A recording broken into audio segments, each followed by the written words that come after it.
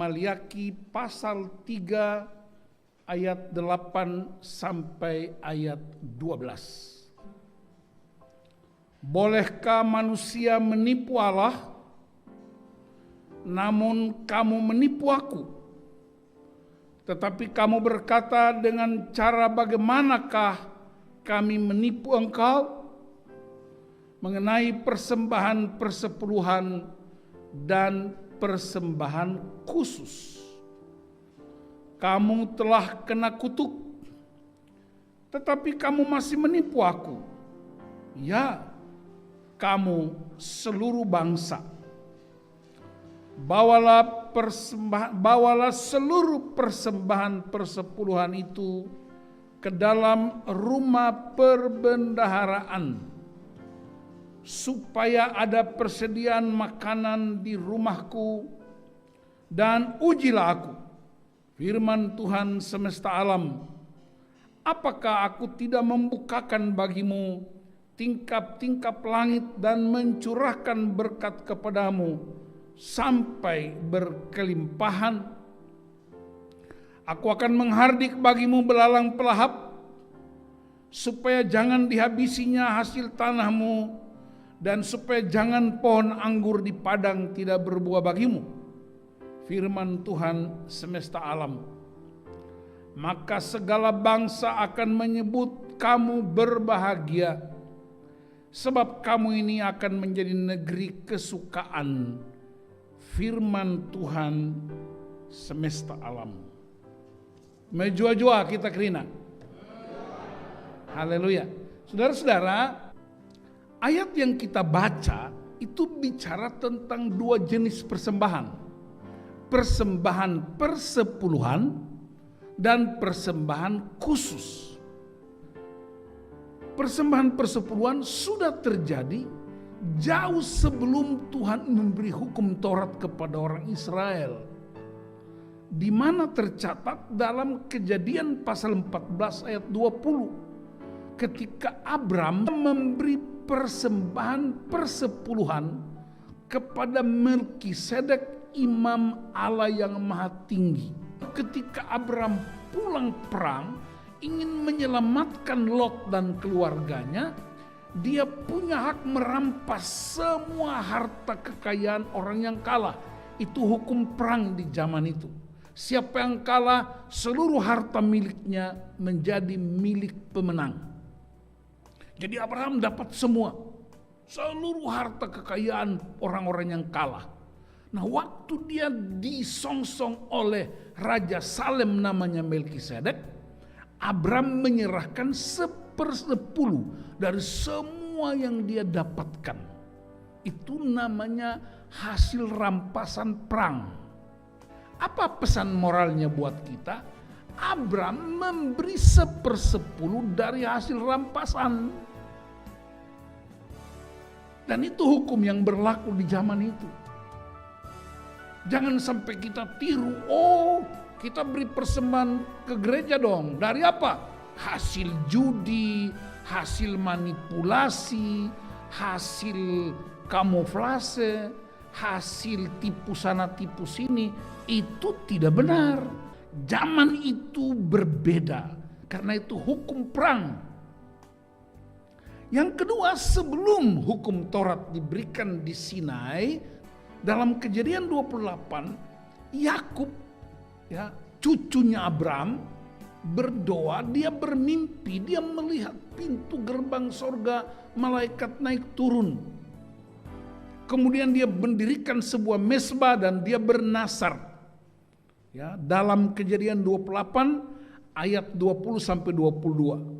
Dia bernasar, Tuhan, jika engkau memberkati aku dan aku selamat dalam perjalanan menuju rumah Bapakku, maksudnya rumah Ishak, maka aku akan memberikan persembahan persepuluhan kepadamu dari segala yang kumiliki. Kedengarannya bagus memberi persembahan, tetapi motivasinya, kalau aku selamat, kalau engkau memberkati aku. Dan itu yang terjadi kan di banyak gereja modern, orang Kristen modern. Kalau Tuhan memberkati aku akan berikan persembahan. Kalau istriku mengandung dalam tahun ini, kami akan beri persembahan persepuluhan. Kalau anakku lulus, kalau itu dan ini. Jadi motivasinya sudah tidak jujur. Karena saudara beri persembahan atau tidak beri persembahan, Allah tetap Allah yang hidup. Bilang amin. Allah tidak tertarik dengan persembahan kita, tapi dia tertarik dengan hidup kita yang menyembah dia. Allah bukan film Popeye yang ketika makan bayam terus badannya tambah gede. Allah itu enggak semakin hebat karena kita puji dia. No, dia tetap, saudara puji dia atau tidak puji dia, dia tetap Allah yang hidup dan berkuasa. Tetapi kalau kita memuji dan menyembah dia, berarti yang berubah bukan Tuhan, tapi kita yang berubah. Cara pandang kita, hati kita, tindakan kita menjadi tindakan yang memuliakan Allah. Nah, itu dua peristiwa persembahan persepuluhan jauh sebelum hukum Taurat diberikan. Maliaki itu ada 4 pasal. Saya terangkan singkat, pasal 1 dan pasal 2, Tuhan mengecam para imam di bait Allah. Tuhan marah sama orang-orang Lewi. Kenapa? Karena mereka memanipulasi persembahan. Mereka mengotori meja-meja persembahan. Harusnya persembahan itu yang terbaik, hewan-hewan yang tidak cacat, hewan yang bersih, yang murni, yang tidak buta matanya, tidak patah tulangnya. Tetapi para imam mengambil persembahan yang baik buat dirinya dan mereka memberikan yang cacat kepada Tuhan. Masih ingat peristiwa Kain dan Habel? Tuhan menerima persembahan Habel bukan karena hewan, tapi dia beri yang terbaik. Persembahan Kain ditolak bukan karena hasil pertanian, tetapi dia beri sisa-sisa atau yang tidak baik. Dulu sebelum ada e-tol, itu persembahan di gereja kebanyakan uang kembali bayar tol. Kebanyakan persembahan dari uang sisa beli rokok di warung depan gereja. Kebanyakan sisa beli bubur ayam sebelum masuk gereja. Tukar di gereja. Itu namanya persembahan-persembahan yang dipretelin untuk kepentingan diri kita sendiri. Kalau orang tua-tua kita dulu mengajarkan persembahan disiapkan dari rumah. Didoakan berapapun jumlahnya. Kalau bapak-bapak lain, kalau beri persembahan ke gereja, begitu pelayan liturgi bilang kita beri persembahan, langsung semua miring kiri. Karena apa? Mau cabut dompet dari kantong celana. Ya, itu cara-cara beribadah yang sebenarnya tidak sehat. Persiapkanlah dari rumah, berapapun jumlahnya. Karena ini bukan soal besarnya persembahan, ini soal kualitas persembahan. Jadi Tuhan marah para imam dan orang Lewi di pasal 1 dan pasal 2. Pemimpin-pemimpin dulu ditegur dengan keras. Aku akan mendatangkan kutuk bagimu, hai pemimpin-pemimpin yang merusak dan mengotori meja-meja persembahan, yang memberi persembahan-persembahan yang tidak benar. Baru pasal 3 Tuhan ingatkan umat. Pada ayat 10, bawalah seluruh persembahan persepuluhan itu ke dalam rumah perbendaharaan, supaya ada persediaan makanan di rumahku, dan ujilah aku, firman Tuhan semesta alam, apakah aku tidak membukakan bagimu tingkap-tingkap langit dan mencurahkan berkat kepadamu sampai berkelimpahan. Yang pertama, persembahan persepuluhan dibawa ke rumah perbendaharaan, disebut bait Allah. Untuk siapa? Untuk Tuhan. Saya mau kasih tahu, Tuhan tidak belanja di mall. Tuhan tidak butuh uang Grab. Tuhan tidak perlu makan di BPK Meliala. Sudah ada BPK Meliala di Labuan Bajo. Ini ya, saya langsung endorse ini supaya yang mau ke Labuan Bajo ada BP Camellia. Haleluya. Pak ingat ya, endorse itu biasanya ada 10%, Pak. Ya. Tuhan tidak butuh uang untuk beli baju, tapi yang dimaksudkan dengan untuk Tuhan ialah ada hak orang-orang yang memberi hidupnya secara khusus untuk mengajari kebenaran dan memelihara keselamatan jiwa. Suku-suku lain boleh berkebun, boleh ke ladang, boleh ke sawah, boleh beternak.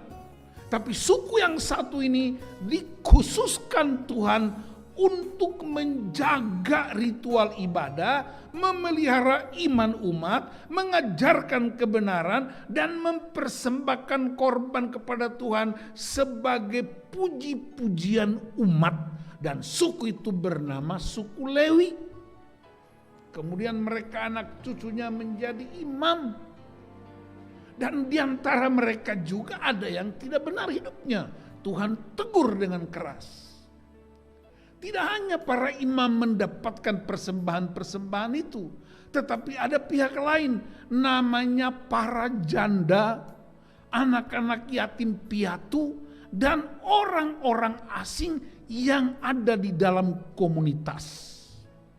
Jadi saudara bisa membayangkan, kalau kita beri persembahan untuk pekerjaan Tuhan, bukan hanya untuk gaji pendeta, bukan hanya untuk menyediakan fasilitas-fasilitas untuk mendukung ibadah, beli LCD-nya, beli sound system-nya, kasih transport buat guru KKR, kasih transport buat WL-nya, bukan hanya itu.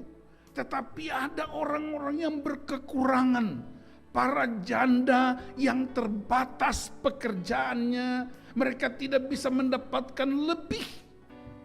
Anak-anak yatim piatu yang tidak punya orang tua dan mereka mesti diberi kehidupan layaknya kita. Dan persembahan persepuluhan sebenarnya tujuannya untuk menjaga jangan sampai ada terjadi ketimpangan sosial, ada yang lebih kaya, ada yang lebih miskin. Tapi Paulus berkata dalam 2 Korintus 8 supaya ada keseimbangan. Kalau gereja-gereja modern kita beda. Pokoknya kalau dia punya mobil mewah, Fortuner, Pajero, Mercy, miring sikit, itu duduk paling depan. Tapi yang duduk depan ini nggak ada mobilnya. Dihormati. Bicara mesti hati-hati. Jangan sampai dia kabur dengan persembahan-persembahannya.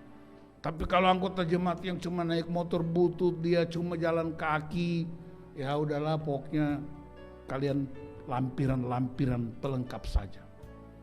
Jadi gereja modern saya tidak tahu di GBKP, tapi di gereja tertentu saya tahu ada orang yang merasa sangat hebat karena uangnya banyak. Dan mereka dihormati. Dan perkataannya didengar. Tapi yang biasa-biasa, orang Papua bilang, epenkah? Emang pentingkah? Orang Jakarta bilang, emang gue pikirin. Dan kadang-kadang di gereja tertentu, kalau orang kaya yang sakit, pengusaha sakit, kunjungan terus. 1 minggu 3 kali. Kalau perlu bikin tenda di pinggir rumahnya, tidur di situ. Tapi kalau jemaat yang sakit, jemaat miskin itu tidak punya apa-apa, maka yang berkunjung itu adalah kalau nggak diaken pengurus komisi aja. Ini mesti keras. Tuhan tegur kita. Saya berdoa dan percaya di GBKP khususnya Cengkareng tidak ada yang ngaku.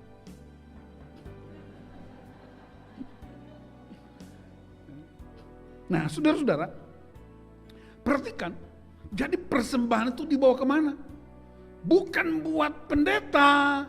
Gereja tertentu persembahan persepuluhannya buat pendeta. Enak sekali kau. Jadi kalau satu jemaat itu, kalau 50 jemaat, gajinya 1 bulan 10 juta, maka orang beri persembahan persepuluhan berarti pendetanya terima 50 juta. Jemaatnya yang 50 masing-masing berkurang 1 juta, berarti cuma 9 juta. Hebat sekali ini pendeta. Ini yang disebut penyalahgunaan kebenaran firman. Yang benar itu taruh di rumah perbendaharaan. Di mana itu rumah perbendaharaan? Tempat di mana kita dilayani oleh gereja.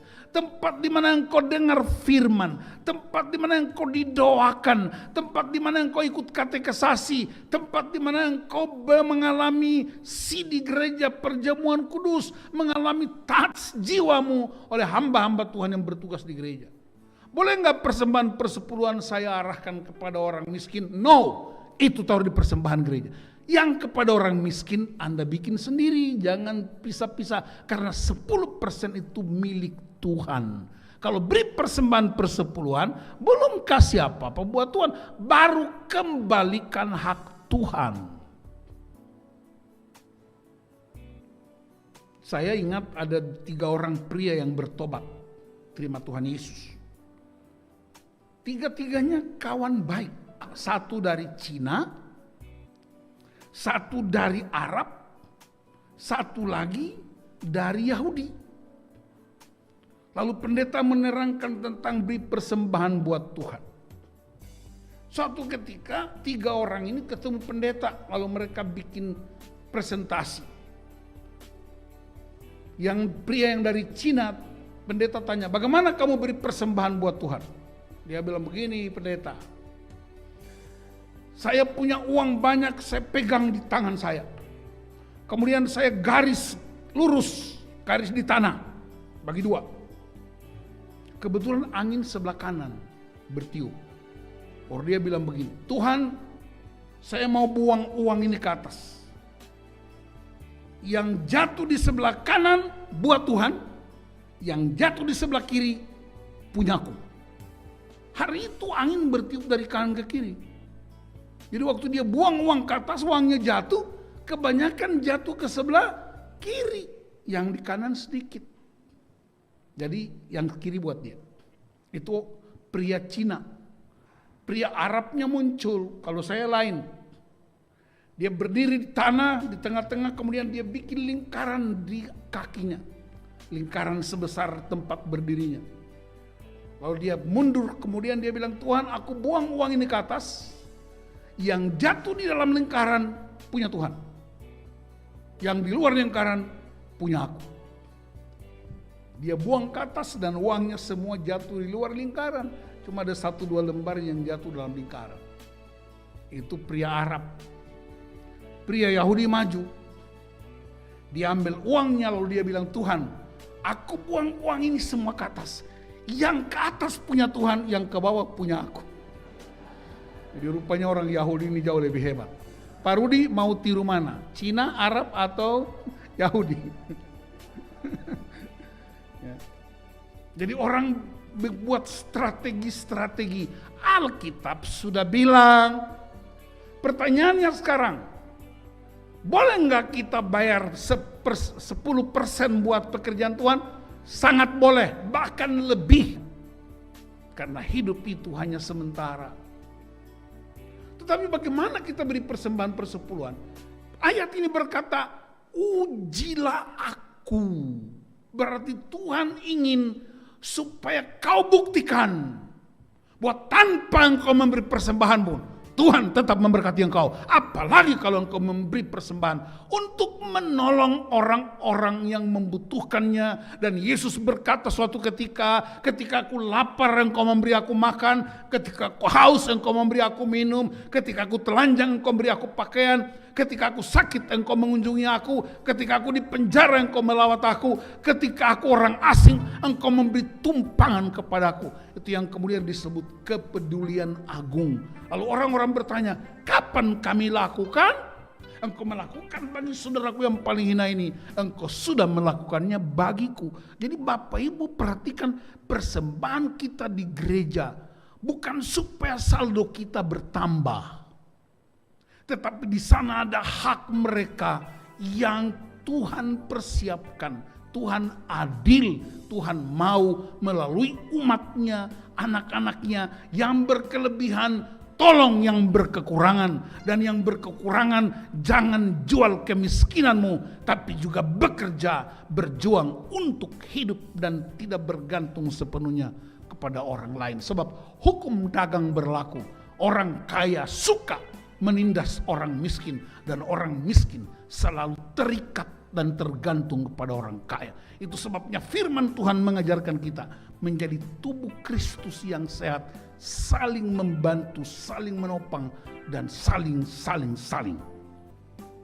Mengapa ada persembahan?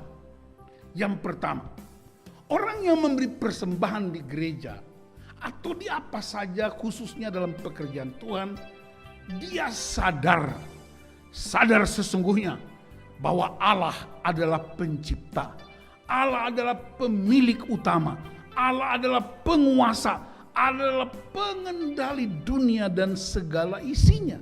Roma 11 ayat 36 berkata, karena segala sesuatu dari Dia, oleh Dia, kepada Dia, bagi Dialah kemuliaan sampai selama-lamanya. Jadi orang yang memberi persembahan berupa apa saja, apakah itu uang, apakah itu fasilitas, apakah itu natura, Anda sadar bahwa hanya Tuhanlah yang punya segala sesuatu. Kedua, orang yang memberi persembahan, dia punya kesadaran bahwa sumber berkat hanya Allah. Kenapa Israel gagal di padang gurun? Karena mereka terikat pada berkat dan bukan pada sumber berkat.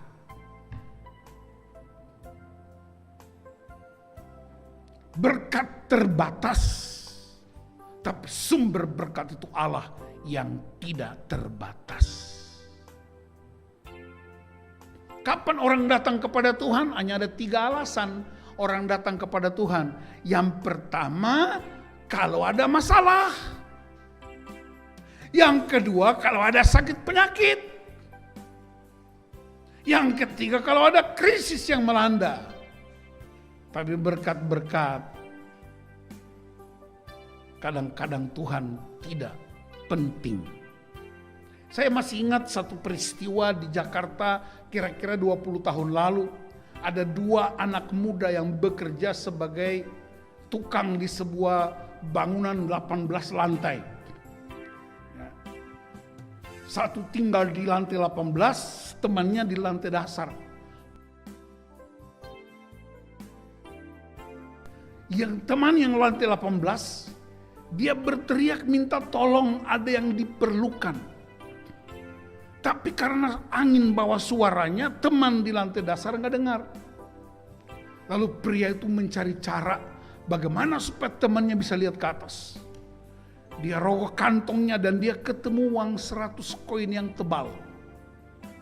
Dia jatuhkan dari atas. Pas kena kepala temannya. Uang itu jatuh ke tanah, temannya itu ambil. Simpan di kantongnya. Pas ada tukang es krim es cendol lewat, dia beli es cendol. Teman di atas butuh bantuan, dia rogoh kantongnya lagi.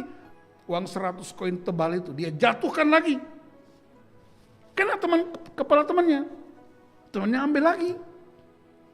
Pas ada tukang tahu lewat, dia beli lagi. Tapi berita itu penting. Akhirnya apa? Temannya nggak ada koin lagi, dia ambil batu gede. Dia jatuhkan dari atas. Pas kena kepala orang itu, baru orang itu lihat ke atas. Berkat-berkat sering kali menimpa hidup kita. Kita nggak pernah angkat wajah lihat ke atas dari mana sumbernya. Tapi ketika ada problem, krisis, sakit, penyakit menimpa kita, baru kita mulai angkat wajah ke atas. Tapi hari ini, tanpa engkau memberi persembahan sebesar itu pun, penyertaan Tuhan selalu ada. Apalagi kalau engkau menolong orang-orang yang membutuhkan. Tuhan tidak bisa dicobai dengan apapun. Yang ketiga, orang yang memberi persembahan kepada Tuhan, dia sadar dia nothing, nggak ada apa-apanya. Tapi sekaligus dia sadar bahwa Tuhan adalah tempat bergantung sepenuhnya. Kesadaran itu penting supaya kita tidak ambil untuk diri kita sendiri. Bahkan dalam doa Bapa kami, Yesus ajarkan, berikanlah kepada kami makanan kami yang secukupnya. Itu doa Bapa kami. Tapi kalau kamu makan banyak, ambil banyak, itu bukan doa Bapa kami, itu doa Bapa kamu. Makanya banyak orang mati banyak itu bukan karena kelaparan. Orang mati banyak itu kekenyangan, makan banyak, asam urat, kolesterol, darah tinggi, jantung, stroke, dan mati. Karena apa? Ambil banyak. Yesus mengajarkan nggak persembahan persepuluhan? Tidak. Yesus hanya bilang di Matius 23, kamu memberi persembahan persepuluhan dari selasih, tapi kamu abaikan keadilan dan belas kasihan. Tuhan tegur keras orang-orang Farisi ahli Taurat. Kamu kenapa cuma pilih yang ini diabaikan. Kalau mau praktek semuanya. Jangan pilih yang bagus-bagus saja buat kamu. Rasul Paulus juga tidak mengajarkan persembahan persepuluhan. Tapi Rasul Paulus mengajarkan persembahkan tubuhmu sebagai persembahan yang hidup, yang adalah ibadah yang sejati. Yesus terima persembahan persepuluhan? Tidak. Murid-murid terima persembahan persepuluhan? Tidak. Paulus terima persembahan persepuluhan? Tidak. Kenapa? Mereka bukan suku Lewi. Jadi ini tahu diri ini. Terus kita gereja modern gimana? Kita bukan suku Lewi. Kita imamat yang rajani. Apa tugas imamat yang rajani? Mari kita buka 1 Petrus 2 ayat 9. Tetapi kamulah bangsa yang terpilih, imamat yang rajani, bangsa yang kudus, untuk kepunyaan Allah sendiri, supaya apa? Supaya kamu memberi persembahan persepuluhan? Oh bukan. Supaya kamu kumpul uangan di gereja? Bukan. Tetapi apa? Supaya kamu memberitakan perbuatan-perbuatan yang besar dari Dia yang telah memanggil kamu keluar dari kegelapan kepada terangnya yang ajaib. Jadi kita melakukan fungsi imamat yang rajin ini, memberitakan perbuatan-perbuatan besar yang ajaib. Persepuluhan itu bukan perbuatan besar. Perbuatan besar itu keselamatan yang Yesus sediakan di salib itu. Beritakan Kristus yang mati dan bangkit itu. Menolong orang-orang untuk bangkit dari kebodohan. Keluarkan mereka dari berbagai kutuk-kutuk keturunan. Keluarkan mereka dari neraka-neraka yang mematikan itu. Dan bawa mereka kepada keselamatan di dalam terang yang besar. Itulah imamat yang rajani. Mengapa kita persembahan di gereja?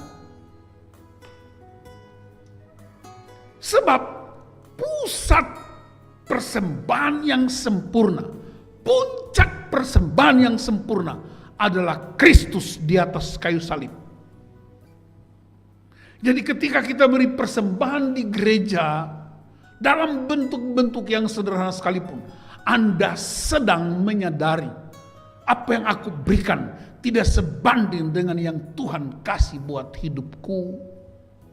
Apa yang aku kumpul di gereja melalui persembahan-persembahan yang majelis siapkan tidak sebanding dengan keselamatan yang Tuhan anugerahkan yang terjadi di atas kayu salib itu. Dan karena itu, karena Yesus memberikan persembahan hidupnya secara sempurna, secara baik, berkualitas. Sediakanlah hidupmu yang berkualitas. Apa yang kau berikan sesederhana apapun dipersiapkan dengan baik dan benar, supaya pekerjaan Allah diberkati dan dimuliakan. Karena itu yang paling utama dari persembahan bukan berapa jumlah uangnya, tetapi hatimu yang tulus, seperti Kristus yang mati dengan tulus untuk menebus kita. Kualitas persembahanmu seperti Kristus mempersembahkan tubuhnya buat gerejanya. Dan itu yang membuat gereja bertahan sampai hari ini. Perhatikan di gereja-gereja kita. Aneh. Kalau negara susun anggaran belanja RAPBN, uangnya udah ada. Lalu bikin rencana anggaran pendapatan belanja negara. Kalau di gereja, kita nggak ada uangnya, tetapi kita bikin rencana anggaran pendapatan belanja jemaat. Sumbernya dari mana? Kantong saudara. Lebih-lebih hati saudara. Dan semua program yang dikerjakan gereja tidak hanya memberi hak-hak pendeta. Karena tadi Galatia 6 berkata apa? Berikanlah kepada mereka yang mengajarkan engkau. Karena mereka mengajarkan engkau untuk bertumbuh. Engkau dengar firman Tuhan, dan firman itu membuat imanmu bertumbuh, dan iman yang bertumbuh sanggup mengatasi problem-problem dalam kehidupan sehari-hari.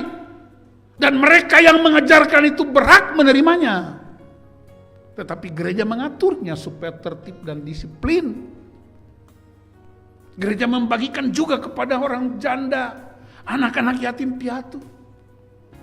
Waktu musim COVID kemarin 2 tahun itu, terutama pada waktu lagi tinggi-tingginya, di jemaat kami putuskan yang berkelebihan tidak menerima sembako dari gereja, tidak menerima sembako dari pemerintah, tapi justru yang berkelebihan membagikan, taruh di gereja, dan gereja bagi buat orang-orang yang berkekurangan.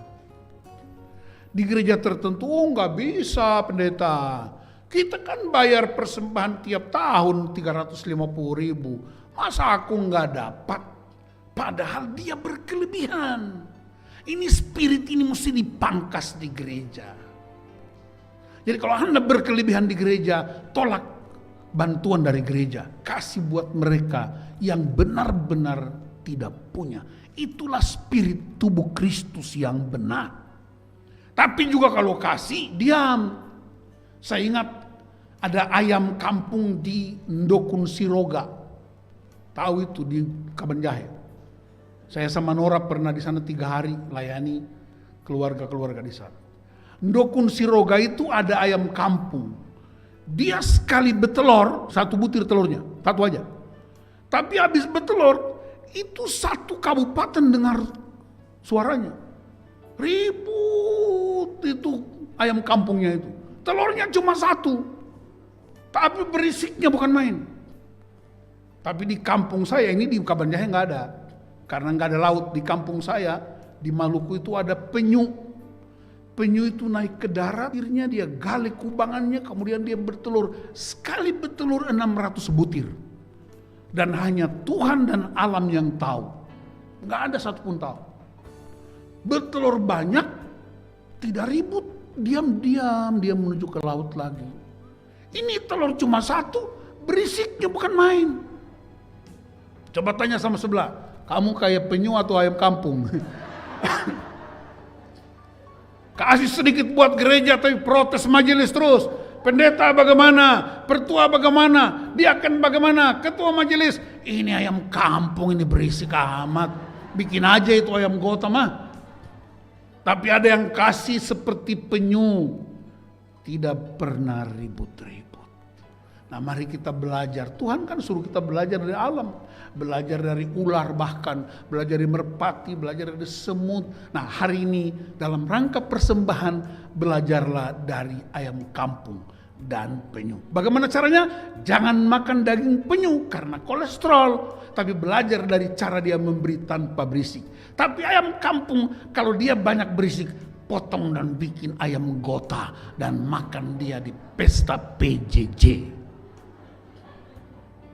Saudara mengerti maksud saya? Amin. Jadi kesimpulan kita, beri persembahan buat Tuhan. Anda berkelebihan, berikan. Tidak perlu hitung persentasi. Tuhan tidak kasih hidup 10% buat kita. Dia tidak kasih hidup 50%. Dia kasih 100% lebih dari itu untuk hidup kita. Karena itu jangan hitung-hitungan sama Tuhan.